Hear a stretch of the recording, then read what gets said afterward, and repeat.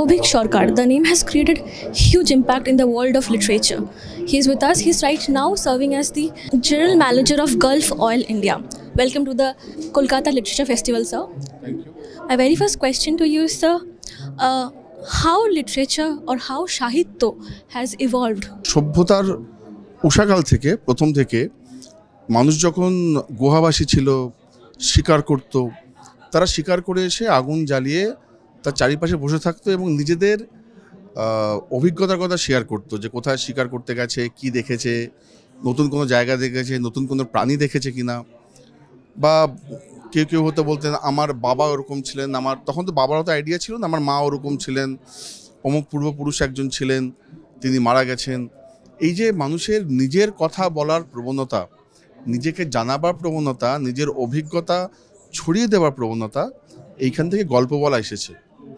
যখন থেকে মানুষ লিখতে শিখেছে তখন থেকে তার মনে হয়েছে এই অভিজ্ঞতাগুলো লিখে রাখা প্রয়োজন। এই প্রসেসটা ইভলভ হতে হতে হতে হতে ধীরে ধীরে সাহিত্যে পরিণত হয়েছে। আমার দ্বিতীয় প্রশ্ন আপনাকে, বইমেলা জড়িত কিছু পুরনো স্মৃতি? আমার মোটামুটি বোধহয় যখন 5 বা 6 বছর বয়স, মানে বইমেলা আমার থেকে 2 বছরের বড় বয়সে, আমার যবে থেকে মোটামুটি একটু জ্ঞান হয়েছে তবে থেকে ছোটোবেলা থেকে বই পড়ি। একবার আমার জেঠিমা বললেন যে কলকাতা বইমেলা শুরু হয়েছে কয়েক বছর হলো, তো চল তোকে নিয়ে যাই। বাট সেই যে এত জায়গায় এত বই একসঙ্গে পাওয়া যায় কখনো দেখিনি তার আগে। সেই থেকে বইমেলার প্রতি বছর আসা আমার কাছে রিচুয়াল ছিল।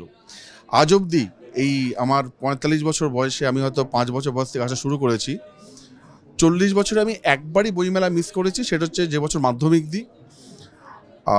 তারপরে প্রতিশোধ নিতে উচ্চ মাধ্যমিকের আগে আমি টানা 3 দিন বইমেলা এসেছিলাম। আর তারপর থেকে আমি বইয়ের ব্যবসায় ছিলাম কয়েক বছর, তখন আমার বইমেলা স্টলও ছিল। তো সব মিলিয়ে আমার কাছে বইমেলা ভীষণ প্রিয়।